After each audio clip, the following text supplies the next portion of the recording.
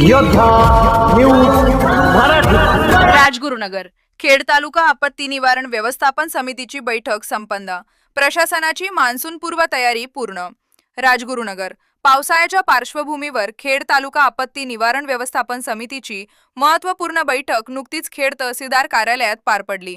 या बैठकीत तालुक्यातील संभाव्य आपत्ती, पूर परिस्थिती आणि त्यावर करायच्या उपाययोजनांचा सविस्तर आढावा घेण्यात आला। बैठकीत खेडचे तहसीलदार प्रशांत बेडसे यांनी तालुक्यातील भौगोलिक परिस्थिती आणि संभाव्य आपत्तीच्या ठिकाणांची सविस्तर माहिती दिली। पावसाळ्यात उद्भवू शकणाऱ्या विविध अडचणींवर मात करण्यासाठी प्रशासनाने काय पावले उचलली पाहिजेत, तसेच प्रत्यक्ष आपत्तीच्या वेळी कशा प्रकारे तात्काळ मदत पोहोचवता येईल याबाबत त्यांनी सविस्तर मार्गदर्शन केले। कोणतीही जीवित किंवा वित्तहानी होणार नाही या दृष्टीने सर्व विभागांनी समन्वय ठेवून काम करावे, असे आवाहन त्यांनी यावेळी केले। महत्त्वाच्या उपाययोजनांवर चर्चा। नदीकाठच्या गावांना सतर्कतेचा इशारा देणे। आपत्कालीन परिस्थितीत नागरिकांच्या सुरक्षित स्थलांतराची व्यवस्था करणे। आवश्यक मदत साहित्य आणि बचाव पथके तैनात ठेवणे। या प्रसंगी महसूल नायब तहसीलदार राम बिजे आणि निवासी नायब तहसीलदार चेतन मोरे उपस्थित होते। त्यांनीही प्रशासकीय स्तरावर सुरू असलेल्या पूर्वतयारीची माहिती दिली व नियंत्रण कक्ष, कंट्रोल रूम 24 तास कार्यरत राहील असे स्पष्ट केले। या बैठकीला तालुक्यातील विविध विभागांचे अधिकारी आणि कर्मचारी उपस्थित होते।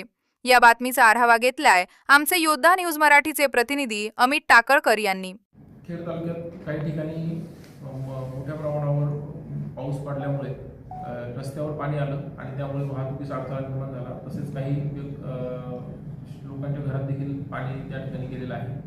तर नैसर्गिक प्रवाह असे आढळून आले की जो नैसर्गिक प्रवाह आहे त्यामध्ये त्याला अडथळा निर्माण केल्यामुळे किंवा नैसर्गिक प्रवाह बदलल्यामुळे किंवा नैसर्गिक प्रवाह हा बंदिस्त करण्याचा विनापरवानगी बंदिस्त करण्याचा प्रयत्न केल्यामुळे हे नुकसान झालेलं आहे। तर असे जे प्रॉब्लेम्स आढळून आलेले आहेत ते प्रॉब्लेम्स आयडेंटिफाय करून आम्ही ग्राम महसूल अधिकाऱ्यांमार्फत मंडळ अधिकाऱ्यांमार्फत सदर प्रॉब्लेम्स आयडेंटिफाय करू आणि त्याच्यावर तात्काळ कडक कारवाई करणार आहोत। ज्या ठिकाणी आदेश पारित झालेले आहेत त्या आदेशांच्या संदर्भाने PMRDA जे नियोजन प्राधिकरण आहे त्यांना देखील आम्ही कळवणार आहोत, जेणेकरून अवैध बांधकामांवर कठोर कारवाई करून यानंतर पुढे अवैध बांधकाम होणार नाही याची काळजी घेतली जाईल। कोलॅप्स झाले, त्यानंतर हाय टेन्शन केबल तुटण्याच्या घटना या 24 घडल्या। Low tension pole 97 low tension pole पडले। त्याचबरोबर लो टेन्शन पोल केबल तुटण्याच्या घटना 105 घडलेल्या आहेत। तसेच ट्रान्सफॉर्मर देखील 7 ट्रान्सफॉर्मरला नुकसान झालेलं आहे।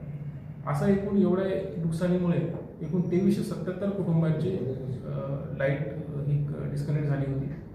त्यांना अंधारात काही काळ राहावं लागलं, परंतु 24 तासाच्या आत पाऊस उघडल्यानंतर MSEBने 24 तासाच्या आत सदर विद्युत पुरवठा रिस्टोर केलेला आहे सक्सेसफुली आणि इतर जे नुकसान झालेलं आहे ते दुरुस्त करीत आहे। त्याचबरोबर आता मुख्य नुकसान जे झालं आहे शेतीचं, तर त्या शेतीच्या नुकसानाचे आपण जे प्रकार केलेले आहेत तर ते 3 प्रकारे आपण करत आहोत। काही ठिकाणी शेतीतला गाळ वाहून गेलं, काही ठिकाणी वाहून गेलेला गाळ एखाद्या शेतात जमा झाला आणि त्याचबरोबर ज्या रोपवाटिका आहेत किंवा लावलेली पिकं आहेत, लाकडीखालची पिकं, त्यांचं नुकसान झालं। मावळ पट्ट्यामध्ये ज्या पुढे आणि पाईट या ठिकाणी मागच्या 2 दिवसामध्ये 110 mm, एका दिवसामध्ये 110 mm आणि त्याच्या आधीच्या दिवशी देखील मोठ्या प्रमाणावर अतिवृष्टी झालेली आहे आणि त्या अतिवृष्टीमुळे तेथील जे नुकसान आहे ते नुकसान आपण त्याचं मूल्यमापन करण्यासाठी आपण ग्रामसेवक, ग्राम महसूल अधिकारी व कृषी सहाय्यक यांच्या नेतृत्वाखाली टीम्स तयार केलेल्या आहेत। त्या टीम्स या उद्यापासून कार्यान्वित होतील, म्हणजे शुक्रवार दिनांक 10 जुलैपासून त्या टीम्स कार्यान्वित होतील आणि त्यांना सूचना दिलेल्या आहेत। तसा आदेशही आम्ही काढलेला आहे की शनिवार आणि रविवार हे सुट्टीचे दिवस असले तरी देखील त्या टीम्स कार्यरत राहतील आणि शक्यतो सोमवार संध्याकाळपर्यंत आपल्याला ॲक्च्युअल जो नुकसानीचा पंचनामे आहेत ते नुकसानीचे पंचनामे आपल्याला मिळते। त्याचबरोबर ज्या ठिकाणी ताल तुटले किंवा माती खरडून गेली तर तिथे मृदा व जलसंधारण विभागाला आम्ही त्यामध्ये पत्र देणार आहोत आणि त्यांच्याकडून त्यांची जी तरतूद असते की शेतकऱ्याला त्याचे मृदेचं संवर्धन करण्यासाठी मदत करणे, तर ते जे काम आहे ते त्यांच्याकडून ते होणार आहे। त्याचबरोबर जो पठारी प्रदेश आहे त्या भागामध्ये म्हणजे सपाट प्रदेश आहे त्या भागामध्ये जे नुकसान झालं त्यासाठी देखील आम्ही याच प्रकारे टीम्स नेमलेल्या आहेत आणि ते ग्राम महसूल अधिकारी किंवा गट विकास अधिकारी आपलं ग्रामसेवक यांच्या नेतृत्वाखाली सदर टीम्स या काम करतील. यांचा हे मिसिंग आहेत, त्यांची गाडी तिथे सापडलेली आहे आणि त्यांचा शोध PMRDAची टीम तसेच NDRFची टीम देखील घेत आहे. रेटवडी येथे समीर जाधव हे त्या ठिकाणी बुडून मृत्युमुखी पडलेले आहेत आणि त्यांची बॉडी सापडलेली आहे आणि त्याचं पोस्टमॉर्टम रिपोर्ट उद्या कार्यालयात सादर होईल. उद्या पोस्टमॉर्टम रिपोर्ट आल्यानंतर उद्याच्या उद्या आम्ही त्यांच्या अकाउंटवर, त्यांच्या वारसांच्या अकाउंटवर जी आपत्तीची मदत आहे ती देण्यासाठी पुढची सर्व कार्यवाही केलेली आहे. भिंत पडून 2 व्यक्ती मयत झाल्या. पासवान म्हणजे कुटुंब आहे, पासवान कुटुंबातील 2 व्यक्ती मयत झालेल्या आहेत.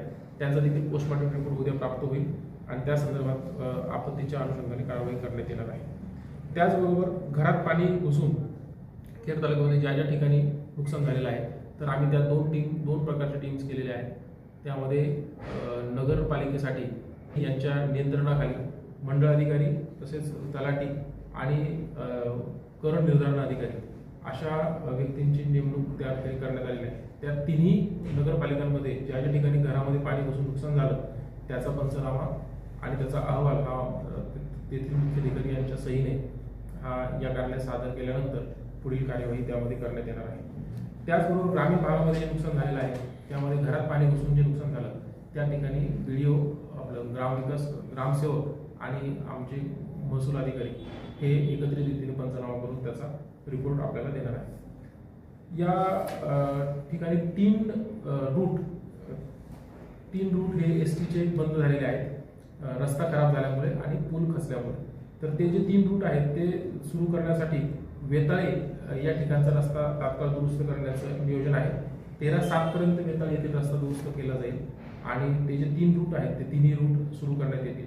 यामध्ये येनिवे, राजगुरुनगर येनिवे, नंतर साबुर्डी निर्मळवाडी आणि राजगुरुनगर पाईट हे तिन्ही रूट त्या ठिकाणी सुरू करण्यात येणार आहेत. खेड नुकसान झालेलं आहे त्याचे आपले पोस्टमॉर्टम रिपोर्ट आपल्याकडे आलेले आहेत. त्यामध्ये वेताळी गावात 40 कोंबड्या, 24 मोठी जनावरे व 10 शेळ्या मयत पावलेल्या आहेत. त्याचबरोबर साबोर्डी येथे 2 मोठी जनावरे मयत झाल्याचे दिसून आलेले आहे. आपल्या शासन निर्णयानुसार जी रक्कम आहे ती शेळीसाठी 4,000 रुपये, मोठ्या जनावरांसाठी 34,000 रुपये आणि कोंबडीसाठी 100 रुपये अशी जी नुकसानीची रक्कम आहे ती त्यांना आपले पंचनामे आलेले आहेत. सोमवार संध्याकाळपर्यंत आम्ही हा करण्याचा या ठिकाणी पूर्ण नियोजन केलेलं आहे. मी योद्धा न्यूज मराठीचा संपादक नारायण मनोहर सूर्यवंशी. रोजच्या खात्रीशीर बातम्यांसाठी पाहत रहा आमचे न्यूज चॅनल. आजच सबस्क्राईब करा, व्हिडिओला लाईक करा आणि शेअर करा. धन्यवाद.